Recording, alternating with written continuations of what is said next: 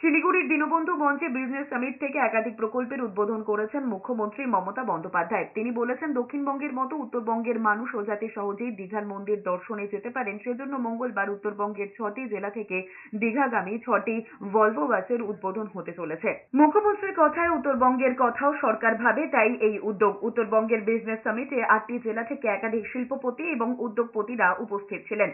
প্রশাসন সূত্রে খবর, সামিটে ইথানল কারখানা, মাখনা, ভুট্টা প্রক্রিয়াকরণ, পর্যটন, চা শিল্পের আরো সম্প্রসারণ, শিল্প তালুক সহ কয়েক হাজার কোটি টাকার বিনিয়োগের প্রস্তাব পেশ হতে পারে। মুখ্যমন্ত্রী বলেছেন, শিল্পের জন্য সরকারের নিজস্ব জমির ব্যাংক রয়েছে, প্রচুর দক্ষ শ্রমিকও রয়েছে। ছোট ছোট শিল্পেও অনেক কর্মসংস্থান হয়, তাই ভারী এবং ক্ষুদ্র দু ধরনের শিল্পে আমরা গুরুত্ব দেওয়ার চেষ্টা করছি। একই সঙ্গে অনুষ্ঠান থেকে মুখ্যমন্ত্রী বলেছেন, আগামী জুলাইয়েই জলপাইগুড়িতে কলকাতা হাইকোর্টের সার্কিট বেঞ্চের উদ্বোধন হয়ে যাবে।